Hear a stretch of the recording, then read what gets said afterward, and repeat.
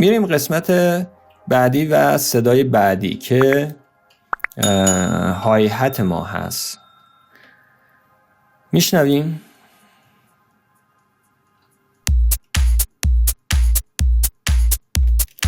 خب معمولا های هت ها صدای زیری دارن و ما باز دوباره همون کار رو باید انجام بدیم، منتها خیلی بیشتر. میشنویم.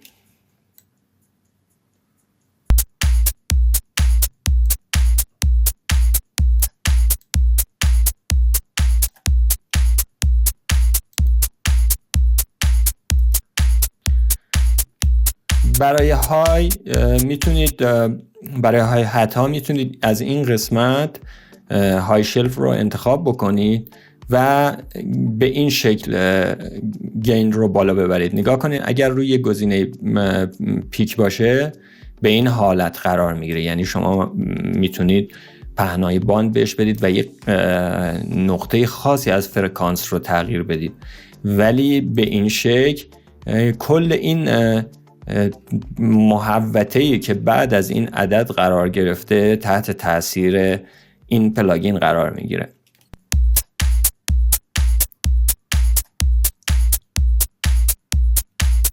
میبینید؟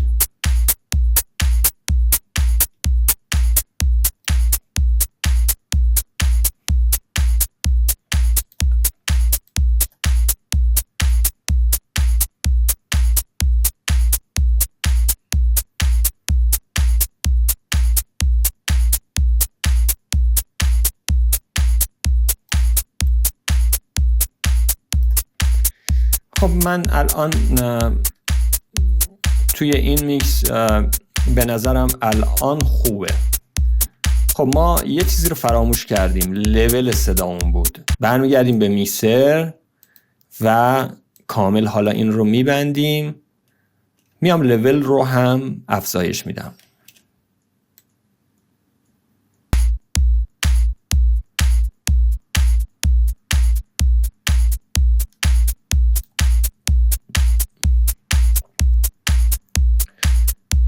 خب لول هم الان اون حدی هست که من مد نظرم هست.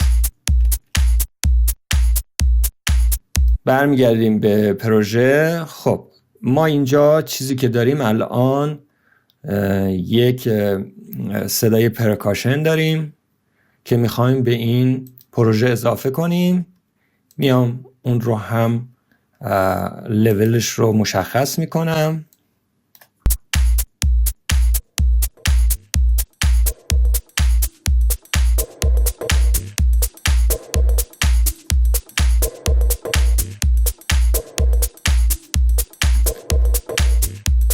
خب حالا یک اکولایزر استفاده میکنم.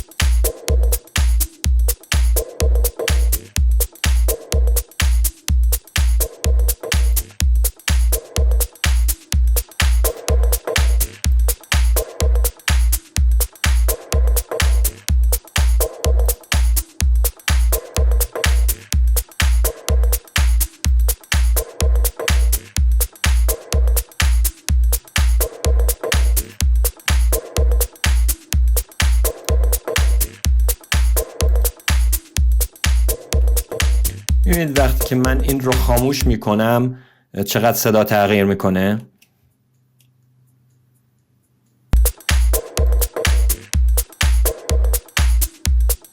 اینجوری صدا گمه، ولی الان نگاه کنید اون قسمتی رو که من از پرکاشن میخوام به خوبی شنیده میشه با اضافه کردن به این فرکانس و بستن مقداری از فرکانس اون بم خودم یا پایین خودم.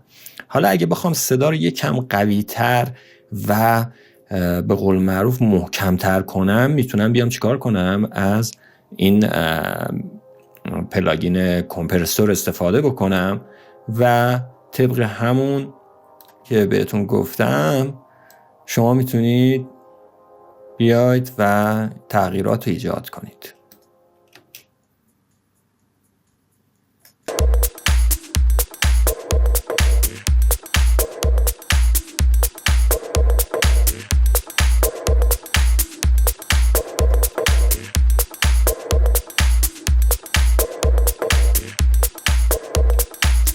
بعضی وقتا میتونید بیاید روی پرکاشن هاتون یک سری حرکاتی رو انجام بدید، شاید زیبا بشه. باید تست کنید.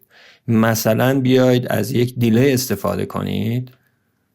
تست میزنیم.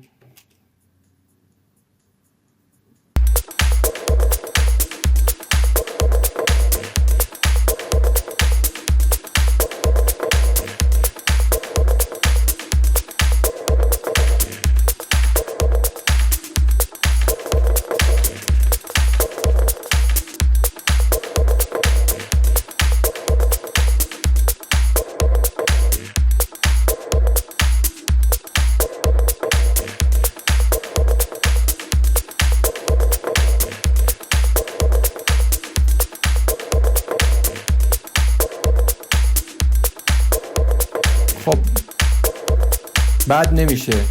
یا مثلا ما یه پلاگین داریم روی های هت خودمون میتونیم اضافه کنیم. مثلا این پلاگینی رو که الان بهتون معرفی میکنم، مولتی افیکس، انتخابش میکنید و میذارید روی قسمت بعد از وکس، روی قسمت پنل. این صدا رو توی گوش جابجا میکنه.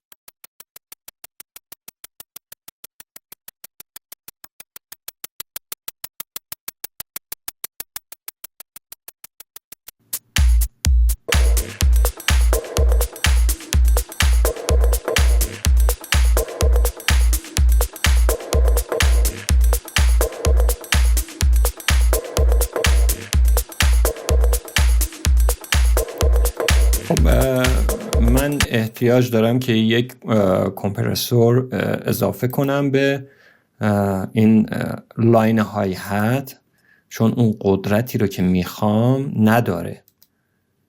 پس میام این پلاگین رو که کمپرسور هست بهش اضافه میکنم.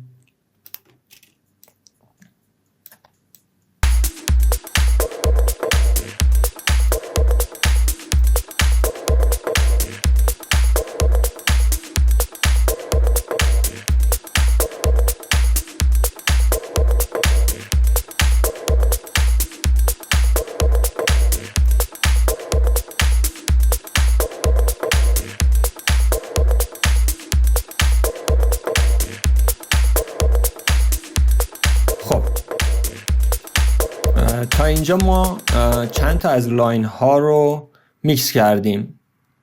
حالا میخوام چیکار کنم؟ بیام و صدای بیس رو اضافه کنم. خب میرم اول از همه اون لاین بیس رو انتخاب میکنم و لول کار رو انجام میدم.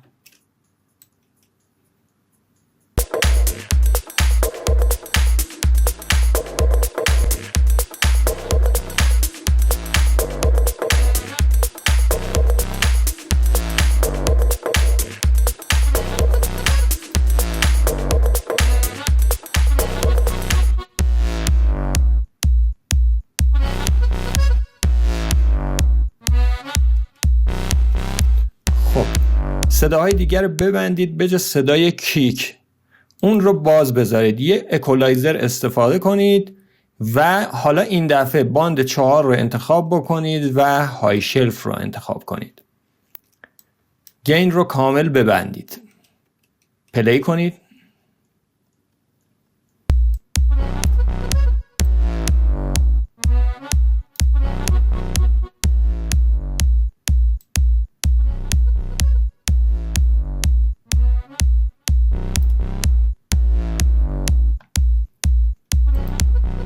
باند 1 رو انتخاب بکنید.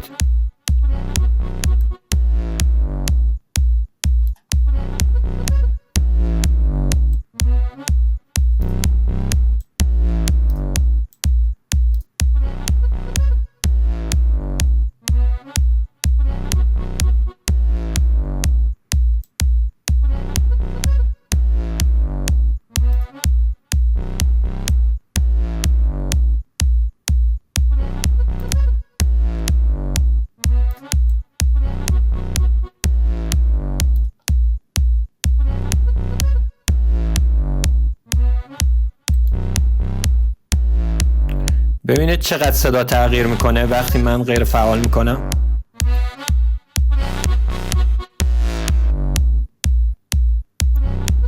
حالا با هم میشنویم.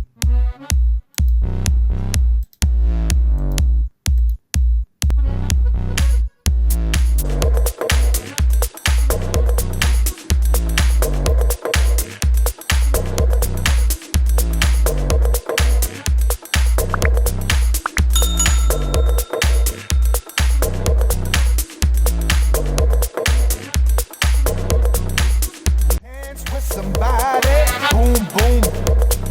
DJ, spin the